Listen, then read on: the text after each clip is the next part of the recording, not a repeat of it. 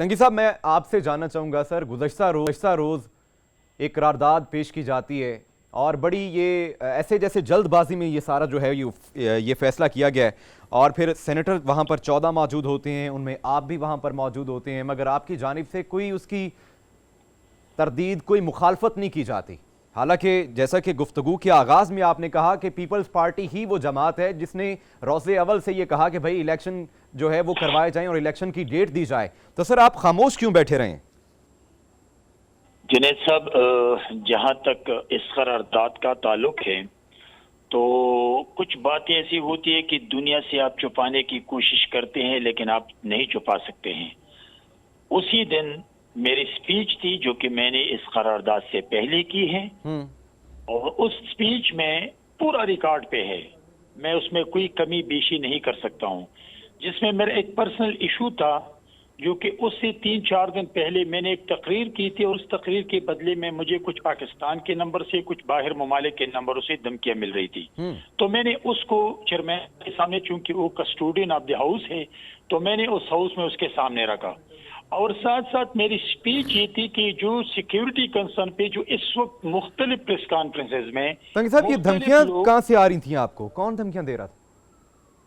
ये जो मैंने उस दिन स्पीच किया था ना कि जो पीटीएम के सरबराह जो अफवाज पाकिस्तान के बारे में जो अल्फाज इस्तेमाल कर रहे थे, जो चमड़े उतारने की बात की, 14 अगस्त पर पाकिस्तान मुर्दाबाद की और 14 अगस्त न मानने की बात, तो ये तमाम उस पर मैंने स्पीच की थी और उसी रात को फिर मुझे कुछ नंबरों से जो मैंने फिर हाई अप्स को नंबर दिए हैं उसमें कुछ लोग अरेस्ट भी हो चुके हैं, तो उस पर मैंने बात की। और दूसरी बात ये थी कि मैंने जो सिक्योरिटी इस वक्त जिस सिचुएशन है उस पे मैंने बात की और वो रिकॉर्ड पे है, कोई पाकिस्तानी को, हर पाकिस्तानी को हक है कि वो सुने। तो उसमें ना रिजोल्यूशन की सपोर्ट की बात है, ना उसमें इलेक्शन की इल्तवा की बात है, ना उसमें सेनेटर दिलावर खान की रिजोल्यूशन की डिस्कशन है। वो मैंने उसके रिजोल्यूशन लाने से पहले मेरी तकरीर थी, तो उसमें ये बिल्कुल कैटेगोरिकली मैं कंडेम करता हूं कि वो स्पीच मेरी रिजोल्यूशन के हक में है, इसलिए कि मुझे पता नहीं था कि इस किस्म का कोई रिजोल्यूशन आने वाला है। उससे पहले मैंने स्पीच की थी सिक्योरिटी। तो सर जब रेजोल्यूशन दिया, क्या आप वहां पर बैठे हुए नहीं थे? मैं सर आपको आ रहा हूं आपकी तरफ। एक तो मेरी तकरीर ये है, दूसरी ये है कि जब रिजोल्यूशन मेरी स्पीच खत्म हुई तो सेनेटर दिलावर खान ने जेब से एक कागज निकाल दिया और चेयरमैन को मुखातिब किया कि मैं बिल लाना चाहता हूं। उसने 2-3 दफा कहा किस बिल आप ले रहे, बिल का लाने का ये तरीका नहीं है, लेकिन लास्ट में उसने कहा कि मैं रिजोल्यूशन टेबल करना चाहता हूं। उसने उसकी इजाजत दी। जब उसने रिजोल्यूशन पेश की तो उस वक्त सेनेटर अफनान ने बटन दबाया था। जब रिजोल्यूशन खत्म हुई तो सेनेटर अफनान ने को फ्लोर दिया और उसने तकरीर शुरू की। उसने मुखालिफत में तकरीर की और उसके तकरीर के बाद चेयरमैन सीनेट ने वोटिंग के लिए उनको कहा, उसने यस 12-13 बंदे थे, उसने यस कहा, जिसमें बाप पार्टी के थे, जिसमें ट्राइबल एरिया के सेनेटर्स थे, जिसमें मुस्लिम काब के सेनेटर थे, उसने यस किया। हमारी तरफ जब उसने कहा तो हमने नो कहा। मेरे साथ आपने और तहरीक इंसाफ के सेनेटर ने, आपने 2 दफा नो कहा? मैंने 2 दफा नहीं, हमने 1 दफा कहा, फिर कहा, जितनी मर्तबा चेयरमैन सीनेट ने कहा हमने उनको नो कहा है। और मेरे साथ पीटीआई का जो सेनेटर बैठा था गुरदीप सिंह, 1 दफा कहा, 2 दफा कहा, हमने नो कहा और हमारे सामने अफनान बैठा था, उसने भी नो कहा था। अभी बात यह है कि जब 2 बातें हैं कि एक डेमोक्रेटिक प्रोसेस में यस नो की बात है तो नो भी मैंने कहा है, और जो मेरी स्पीच है वो स्पीच रिजोल्यूशन लाने से पहले की है, जिसमें रिजोल्यूशन न जिक्र है, न इलेक्शन की इल्तिवा का जिक्र है, न दिलावर खान की।